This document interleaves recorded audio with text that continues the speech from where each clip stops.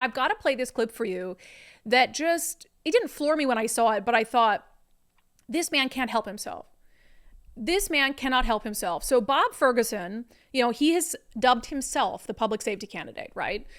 Which is just wild. It's like he just named himself that. Like nobody told, he's named himself that, right? So he is doing a sit down conversation with the Washington Association of Sheriffs and Police Chiefs. And they're having a conversation about these very issues, about the crime crisis, the drug crisis, the homelessness crisis. And Steve Strand, who's the head of the Association for Sheriffs and Police Chiefs, points out, factually so, that, hey, we've been under Democratic control. These policies have gotten worse under Democratic control. Bob Ferguson cannot help himself. He is so petty.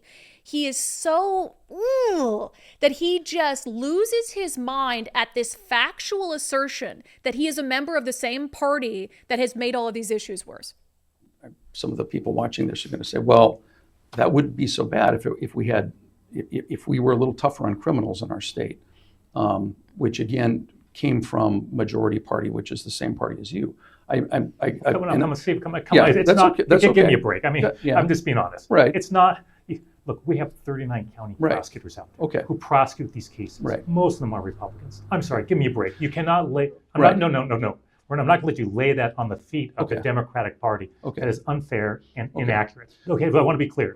Unfair and inaccurate. The public safety system is deep, and complex, and requires many partners. We've been very involved. Look, I check my politics at the door. We take cases from Republican prosecutors and Democratic prosecutors equally.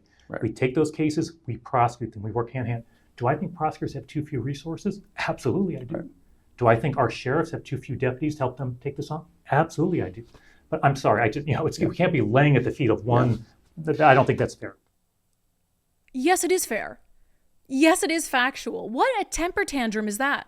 And that shows exactly, what did the Seattle Times say about him? Petty, pushy, overly ambitious. Petty, pushy, overly ambitious. That's petty, that's pushy because he's overly ambitious. And that's the thing is, no accountability, no self-awareness.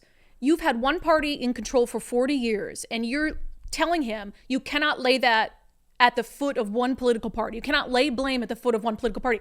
How could you not? Whose fault is it? This is exactly what Dave Reichert asked Bob Ferguson in one of the debates. If you're not to blame, who is? Doesn't want to take any accountability. If he says he's going to be a change agent, right? That's what he said. He's the public safety candidate. He's a change agent. Then he could sit there and say, you know what? Your point is well taken. Democrats have been in charge for 40 years. They've been in control in Olympia, most of the last 25 years, a complete trifecta on power. And we need to really reevaluate some of the laws we're pushing, like the restriction on police pursuits, for example, efforts to take it easy on criminals and lower punishments.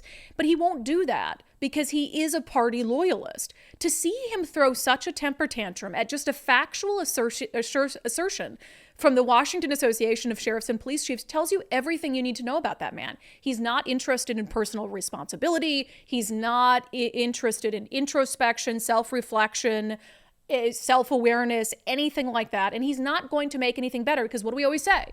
You cannot solve a problem that you refuse to properly identify.